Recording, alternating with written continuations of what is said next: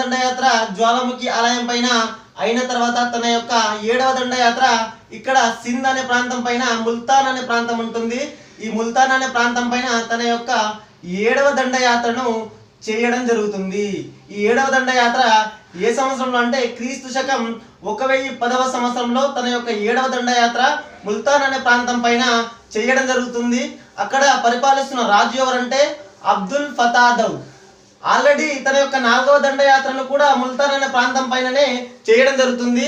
అయితే ఈ 7వ దండయాత్ర కూడా ముల్తాన్ అనే ప్రాంతం పైన కూడా చేయడం జరుగుతుంది. ఎందుకంటే అక్కడ అబ్దుల్ ఫతాదవ్ను ఓడింపజేసి శిక్షించడం కొరకు తన యొక్క 7వ దండయాత్రను చేయడం జరుగుతుంది. ఆ తర్వాత తన యొక్క 7వ దండయాత్ర అయిన తర్వాత అదే సంవత్సరంలో క్రీస్తు శకం 1010వ సంవత్సరంలోనే ఇక్కడ రాజస్థాన్ అనే ప్రాంతం ఉంటుంది. ఈ రాజస్థాన్ అనే ప్రాంతంలో నారాయణపూర్ అనే ప్రాంతం మీద తన యొక్క ఎన్నవ దండయాత్ర అంటే 8వ దండయాత్రను 1010వ సంవత్సరంలోనే చేయడం జరుగుతుంది. అక్కడ నారాయణపూర్ను మొత్తం ధ్వంసం చేసి అక్కడ సిరి సంపదలను దోచుకోవడం జరుగుతుంది. ఇప్పుడు చెప్పబోయే 9వ దండయాత్ర వెరీ వెరీ ఇంపార్టెంట్. తన యొక్క 9వ దండయాత్రను ఇక్కడ నేటికి హర్యానా రాష్ట్రంలో ఉన్న స్థానేశ్వరం మీద తన యొక్క 9వ దండయాత్రను చేయడం జరుగుతుంది. ఏ సంవత్సరంలో అంటే 1014వ సంవత్సరంలో తన యొక్క 9వ దండయాత్ర స్థానేశ్వరం మీద చేస్తాడు. ఎన్నవ దండయాత్ర? 9వ దండయాత్ర. అక్కడ ఉన్న ప్రముఖ ప్రసిద్ధిగాంచిన దేవాలయం ఏంటిదంటే చక్రస్వామి దేవాలయం. ఈ చక్రస్వామి దేవాలయం మీద అతను దండయాత్ర చేసి ఆ దేవాలయాన్ని మొత్తం ధ్వంసం చేయడం జరుగుతుంది. ధ్వంసం చేసి అక్కడి నుంచి ఆ దేవాలయంలో గల సిరి సంపదలను దోచుకొని గజనికి పంపడం జరుగుతుంది. తన యొక్క 9వ దండయాత్ర చక్రస్వామి దేవాలయం మీద అయిన తర్వాత తన యొక్క 10వ దండయాత్ర ఇక్కడ కాశ్మీర్ నగరం పైన ఇక్కడ కాశ్మీర్ ప్రాంతం మీద చేయడం జరుగుతుంది. అక్కడ కాశ్మీర్ ప్రాంతం పైన క్రీస్తు శకం 1015వ సంవత్సరంలో దండయాత్ర చేసి ఆ ప్రాంతాన్ని దోచుకొని అక్కడి నుంచి సిరి సంపదలను గజనికి తరలించడం జరుగుతుంది. తన యొక్క 11వ దండయాత్ర దేని మీద చేస్తారంటే ఇక్కడ ఉత్తరప్రదేశ్లో ఉన్న మధురా నగరం మీద తన యొక్క 11వ దండయాత్ర మధురా నగరం మీద 1018వ సంవత్సరంలో తన యొక్క ఎన్నో దండయాత్ర అంటే 11వ దండయాత్ర చేస్తాడు. అక్కడ కూడా విజయం సాధించి సిరి సంపదలను దోచుకోవడం జరుగుతుంది. ఇప్పుడు చెప్పబోయే 12వ దండయాత్ర వెరీ వెరీ ఇంపార్టెంట్. 12వ దండయాత్రను ఉత్తరప్రదేశ్లోనే ఉన్న నేటికి కూడా ఉత్తరప్రదేశ్లో ఉన్న కనౌజ్ అనే ప్రాంతం మీద తన యొక్క 12వ దండయాత్ర చేస్తాడు. కనౌజ్ని ఆనాటి కాలంలో పరిపాలిస్తున్న రాజపుత్రుల వంశం ఏంటిదంటే గూర్జర ప్రతిహారులు. రాజు ఎవరంటే రాజ్యపాలుడు. ఎప్పుడైతే కనౌజ్ మీద తన యొక్క 12వ దండయాత్ర కొనసాగిస్తున్నాడో అక్కడ ఉన్న రాజ్యపాలుడు భయపడి పారిపోవడం జరుగుతుంది. భయపడి పారిపోయిన తర్వాత కనౌజ్ ప్రాంతాన్ని మొత్తం ధ్వంసం చేసి అక్కడ సిరి సంపదలను దోచుకొని గజనికి తరలించడం జరుగుతుంది. ఆ తర్వాత 13వ దండయాత్ర ఉత్తరప్రదేశ్లోనే ఉన్న గోండ రాజుల పైన అక్కడ గోండ అనే తెగులకు ఒక రాజు ఉంటాడు. ఆ రాజు మీద తన యొక్క 13వ దండయాత్ర చేస్తాడు. అది కూడా 1019వ సంవత్సరంలోనే తన యొక్క 13వ దండయాత్రను కూడా పూర్తి చేయడం జరుగుతుంది. తన యొక్క 14వ దండయాత్ర వచ్చేసి తన యొక్క 14వ దండయాత్ర ఇక్కడ మధ్యప్రదేశ్లో ఉన్న గ్వాలియర్ అనే ప్రాంతం మీద చేయడం జరుగుతుంది. ఏ సంవత్సరంలో అంటే 1021వ సంవత్సరంలో. ఇక్కడ కూడా సిరి సంపదలను దోచుకోవడం జరుగుతుంది. ఇక్కడ దండయాత్ర 14వ దండయాత్ర అయిన తర్వాత మధ్యప్రదేశ్లోనే ఉన్న బుందేల్ఖండ్ ప్రాంతంలోని కలింజర్ కోట మీద, ఇది కూడా మధ్యప్రదేశ్లోనే ఉంటుంది. ఈ కలింజర్ కోట మీద తన యొక్క 15వ దండయాత్ర చేయడం జరుగుతుంది. 15వ దండయాత్ర కూడా కలింజర్ కోట మీద ఏ సంవత్సరం అంటే 1022వ సంవత్సరంలో కలింజర్ కోటను మొత్తం ధ్వంసం చేసి అక్కడ ఉన్న సిరి సంపదలను గజనికి తరలించడం జరుగుతుంది. ఇప్పుడు చెప్పబోయే దండయాత్ర వెరీ వెరీ వెరీ ఇంపార్టెంట్. ప్రతిసారి ఎగ్జామ్ పాయింట్ ఆఫ్ వ్యూలో దాదాపు 80%గా మనం ఊహించుకోవచ్చు. దాదాపుగా ఆ మ్యాటర్ నుంచి ఖచ్చితంగా ఒక క్వశ్చన్ వచ్చే అవకాశం ఉంటుంది. అదే తన యొక్క 16వ దండయాత్ర సోమనాథ్ ఆలయం ముట్టడి.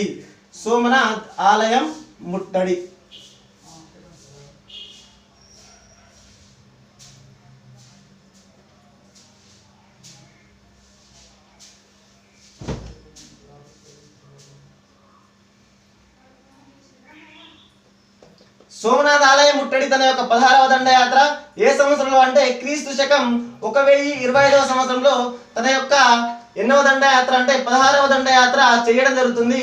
ఈ సోమనాథ ఆలయ ముట్టడి అనేది ఇక్కడ గజని ప్రాంతంలో ఉన్న గజని మహమ్మద్ తన యొక్క సైన్యాన్ని సిద్ధపరచుకొని 30,000 ఒంటెలతో క్రీస్తు శకం 1025వ సంవత్సరంలో తన యొక్క 30,000 ఒంటెలతో బయలుదేరడం జరుగుతుంది. ఇది సోమనాథ్ ఆలయం ఎక్కడ ఉంటుందంటే ఇక్కడ కతియావార్ జిల్లా, గుజరాత్ రాష్ట్రంలోని కతియావార్ జిల్లాలో ఇక్కడ సోమనాథ్ ఆలయం ఉంటుంది. సోమనాథ్ ఆలయం యొక్క ప్రత్యేకతల గురించి మాట్లాడుకుంటే సోమనాథ్ ఆలయంలో ఉన్న దేవుడు సోమనాథేశ్వర లింగం, నథింగ్ బట్ లింగం లేదా శివుడు.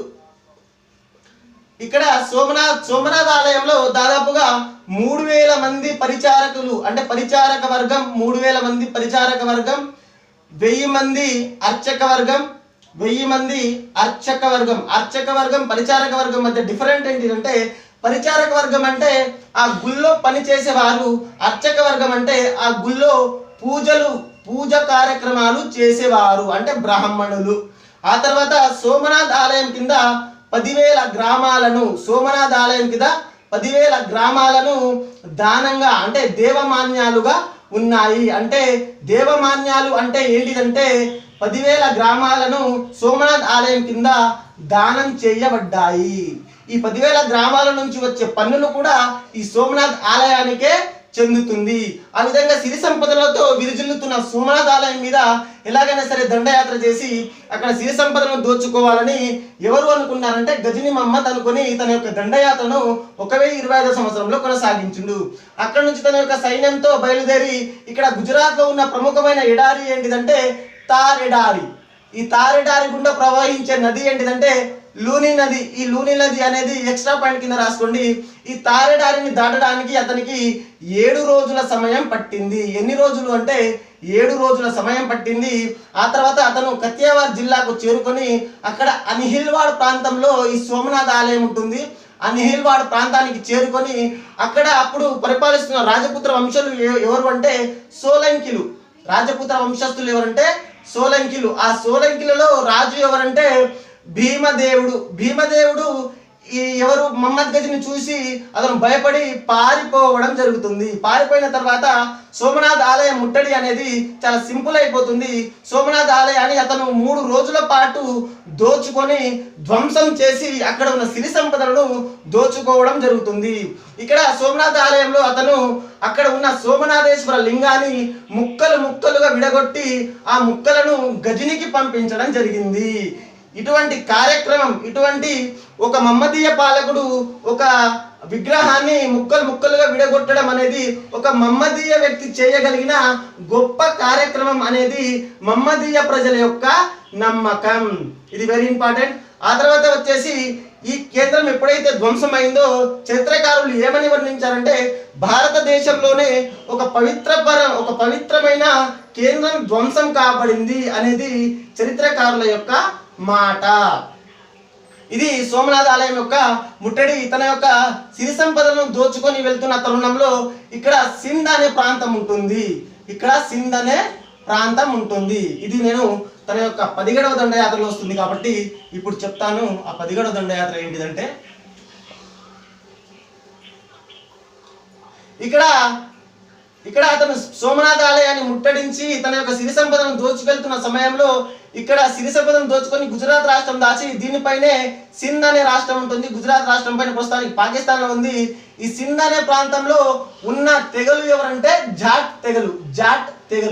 ఈ జాట్ తెగలు ఈ సిరి సంపదలు తీసుకెళ్తున్న గజని మహమ్మద్ సైన్యానికి ఆటంకం కలిగించారు. అంటే ఆ ప్రాంతంలో దాటి గజని ప్రాంతానికి వెళ్లే తరుణంలో అతని యొక్క సిద్ధ సైన్యానికి ఈ జాట్ తెగ వాళ్ళు ఆటంకం కలిగించి ఆ సిరి సంపదలను దోచుకునే ప్రయత్నం చేశారు. అటువంటి ప్రయత్నాల వల్ల ఈ గజని మహమ్మద్ ఎలాగైనా సరే ఈ జాట్ తెగలను నిర్మూలించాలని అనుకొని 1027వ సంవత్సరం క్రీస్తు శకం 1027వ సంవత్సరంలో తన యొక్క చివరి దండయాత్ర అయినటువంటి 17వ దండయాత్రను ఈ జాట్ తెగల పైన చేయడం జరిగింది. ఈ జాట్ తెగలను నిర్మూలించడానికి అతను గజనీ నుంచి 1400 సాయుధ నౌకలతో 1400 సాయుధ నౌకలతో అంటే ఆయుధాలు గల నౌకలతో బయలుదేరడం జరిగింది. అలాగే 20 మంది విలుకాండ్రా సైనికులతో, విలుకాండ్రా సైనికులు అంటే బాణంతో యుద్ధం చేసే సైనికులు, ఇంకా మందుగుండు సామాగ్రితో కూడా బయలుదేరి ఈ జాట్ తెగల పైన యుద్ధం 1027 సంవత్సరంలో తన యొక్క 17వ దండయాత్ర చేయడం జరిగింది. ఇలా తన యొక్క దండయాత్రలు చేస్తూ భారతదేశంలో ఉన్న సిరి సంపదలను కొల్లగొట్టిన వ్యక్తి ఎవరంటే మహమ్మద్ గజనీ. ఇలా చేసిన దండయాత్ర వల్ల అతను ఆరోగ్యం క్షీణించి క్రీస్తు శకం 1030వ సంవత్సరంలో అతను చనిపోవడం జరిగింది. ఇటువంటి దండయాత్రలు చేసిన మహమ్మద్ గజనీకి అతనికి ఒక మంచి అలవాటు ఉంది. ఆ అలవాటే అతను సాహిత్య కళా పోషకుడు. అతను సాహిత్య కళా పోషకుడు, సాహిత్య కళా పోషకుడు, సాహిత్య కళా పోషకుడు. అయితే ఈ సాహిత్య కళా పోషకుల దాంట్లో అతను 2 కవులను పోషించడం జరిగింది. ఆ కవులు వచ్చేసి మొదటి వ్యక్తి వచ్చేసి ఆల్ బెరూని, రెండవ వ్యక్తి వచ్చేసి ఫిరదౌసి, మొదటి వ్యక్తి ఆల్ బెరూని, రెండవ వ్యక్తి ఫిరదౌసి. ఇతను ఆస్థానంలో పోషించడం జరిగింది. ఆల్ బెరూని గురించి చెప్పుకుంటే ఇతను ఉజ్బెకిస్తాన్ దేశానికి చెందిన వాళ్ళు. ఆఫ్ఘనిస్తాన్ పైనే ఉజ్బెకిస్తాన్ ఉంటుంది. ఈ ఉజ్బెకిస్తాన్ కు చెందిన కవి ఎవరంటే ఆల్ బెరూని. ఈ ఉజ్బెకిస్తాన్ లో క్యువ్వా అనే ప్రాంతంలో ఉన్న రాజ్యంలో ఉన్న రాజుకు ఇతను ఆస్థానంలో కవిగా ఉన్నాడు. క్యువ్వా అనే ప్రాంతం మీద మహమ్మద్ గజనీ 1017వ సంవత్సరంలో దండయాత్ర చేసి ఆ క్యువ్వా ప్రాంతాన్ని ఆక్రమించుకోవడం జరిగింది. ఆక్రమించిన తర్వాత అక్కడే ఉన్న ఆల్ బెరూని కూడా తన వెంట బందీగా తీసుకొని వచ్చి ఇక్కడ గజనీ రాజ్యంలో అతనికి స్వేచ్ఛను, ఆస్థానంలో స్వేచ్ఛను ఇవ్వడం జరిగింది. ఆ స్వేచ్ఛను ఎప్పుడైతే ఇచ్చాడో అతను అనేక రచనలు చేయడం జరిగింది. ఆ తర్వాత 1025వ సంవత్సరంలో సోమనాథ్ ఆలయం ముట్టడి చేయడానికి వస్తున్నప్పుడు ఆల్ బెరూని కూడా తన వెంట తీసుకురావడం జరిగింది.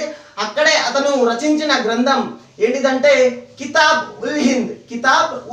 వెరీ వెరీ ఇంపార్టెంట్, చాలా సార్లు ఎగ్జామ్ లో అడిగిన బిట్టు కితాబ్ ఉల్ హింద్.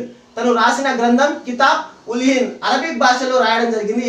అసలు ఏంటిది కితాబ్ ఉల్ హింద్?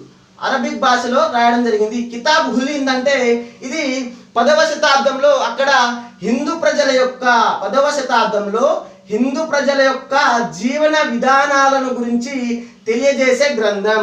అక్కడ మన సోమనాథ్ ఆలయం ముట్టడితో పాటు ఈ మన ఆల్ బెరూని కూడా మన మహమ్మద్ గజనీ వెంట తీసుకొని వచ్చినప్పుడు అక్కడ ప్రజల యొక్క జీవన విధానాన్ని గమనించి అతను రచించిన గ్రంథమే కితాబ్ ఉల్ హింద్. వెరీ వెరీ ఇంపార్టెంట్, చాలా సార్లు ఎగ్జామ్ పాయింట్ ఆఫ్ లో అడిగిన బిట్టు. ఇది హిందూ యొక్క జీవన విధానాల గురించి 10వ శతాబ్దంలో హిందూ ప్రజల యొక్క జీవన విధానాల గురించి తెలిపే గ్రంథం. ఆ తర్వాత వచ్చేసి ఫిరదౌసి చెప్పుకోవాల్సిన మ్యాటర్ ఏంటిదంటే ఇతను రాసిన గ్రంథం షానామా. ఇతను రాసిన గ్రంథం ఏంటిదంటే షానామా. ఈ షానామా మహమ్మద్ గజనీ యొక్క దండయాత్రల గురించి తెలియజేసే గ్రంథం. 1010వ సంవత్సరంలో దీనిని రాయడం జరిగింది. ఇది మహమ్మద్ గజనీ యొక్క దండయాత్ర విశేషాలు. ఆ తర్వాత మనం చెప్పుకోవాల్సిన వ్యక్తే మహమ్మద్ గోరీ. ఆ తర్వాత గజనీ రాజ్యం పతనమయ్యి గోరి చేతుల్లోకి వెళ్ళిపోతుంది. ఆ రాజ్యాన్ని పరిపాలించిన వ్యక్తులే మహమ్మద్ గోరీ. అది మనము నెక్స్ట్ క్లాస్ లో